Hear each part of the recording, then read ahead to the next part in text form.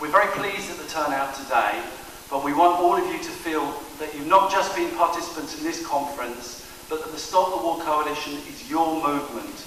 We want you to go back to your schools, to your communities, to your universities, to your workplaces, and build the movement yourselves as widely as you possibly can. And if you need help from us, just phone the office, we'll send you leaflets, we'll support you in every way we can.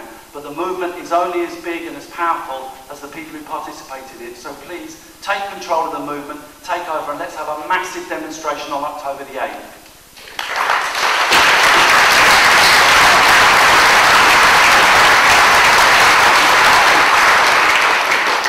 I'd now like to welcome someone who's been central, been a cornerstone of the Stop the War Coalition, of the anti-war movement from the very word go, George Galloway.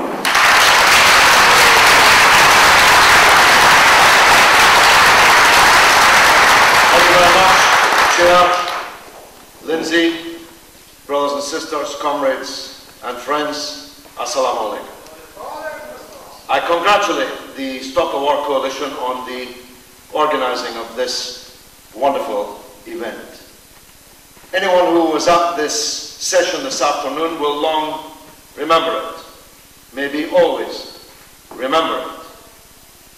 The historic leadership of the left and progressive movement here in our country, making important contributions, are not things that should be or will be forgotten. I remember the time in the very early 1980s when I was an aide-de-camp to Mr. Ben, our president, picking up the late Fenner Brockway at the Waverley Station in Edinburgh off the overnight train. At 6 in the morning, we ascended the steep stairs. Mr. Brockway was, or Lord Brockway as he was then, by then well into his 80s, and as we reached Princess Street, he took a deep breath and he said, the first time I spoke in Edinburgh was against the First World War in 1916.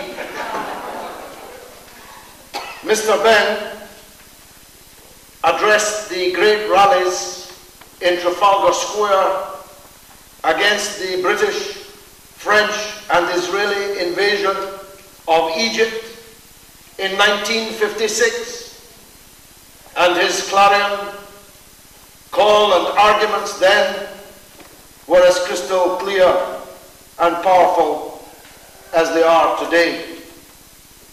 Mr. Ben, as a young boy, sat on the knee of Mr. Gandhi, one of the leaders of the freedom struggle in India. My daughter, now a mother of 3, when she was a baby, sat on the knee of Mr. Ben in my house in Dundee, in Scotland. We are a great, unbroken line of progress, fighting, marching, struggling, always forward, backwards, never, and we should be proud of Tony Benn and the other historic leaders of our movement.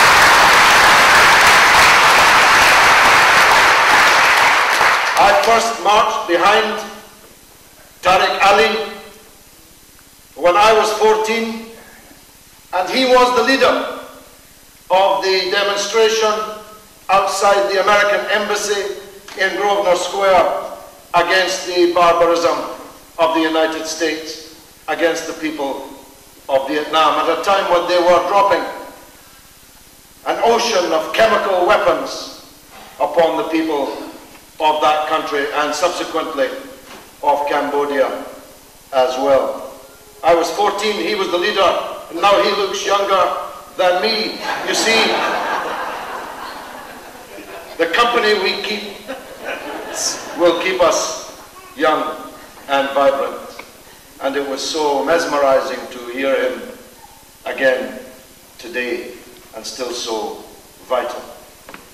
But even more important than the speeches of us older leaders was the contribution that we just heard from that young woman, the poet, who made me shed a tear and who made my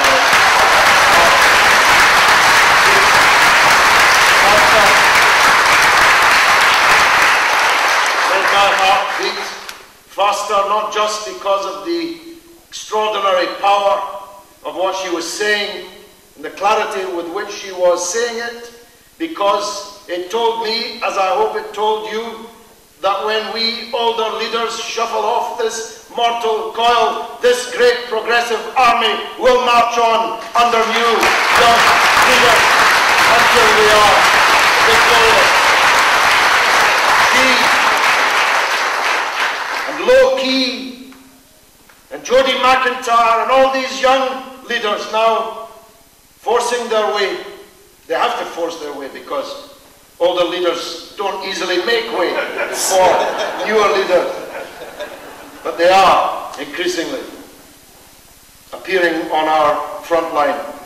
And I, for one, am very proud, Lindsay, of the work which you and Andrew have led this last decade. It's true, we were 10 years younger then, but we are wiser than that now. It is, I think, something to be proud of that we were there, that we stood up when our own country became involved in yet another grisly, bloody, imperialist crime, and we will stay with it as long as God gives us breath and until we are victorious. I was reading the other day a compilation of the parliamentary sketches of a very great sketch writer, now deceased, called Frank Johnson. His wife compiled those sketches that best showcased his work. I feature in 2 or 3 of them. He always had a soft spot for my speeches in Parliament. In one of them, 2 of them actually, he describes an exchange between me and Jack Straw, that friend of liberty. He doesn't want us to see the MI5 file on him, but it might not be for the reasons that you think. Jack Straw actually said, I mean, you must get a prize for stupidity. Jack Straw actually said in this exchange with me in early 2002 that the British Armed Forces were expected to be home by Christmas. Now, you'd think anyone who'd ever read a history book would know that these are precisely the words to be avoided, especially when I'm around. So I rose and through the chair, through the speaker, advised the Right Honourable Gentleman that our forces would not be home for Christmas and not be home for Christmas 10 Christmases hence. And he laughed, and all his acolytes laughed too. Oh, how they laughed. But of course, it won't be long before we will have been sending our young men to give their life's blood for 10 long years, 10 Christmases spent on the front line of this lunatic war, which, as Tariq said, they are now desperate to conclude and will conclude on exactly the terms on which they could have concluded it 10 long bloody years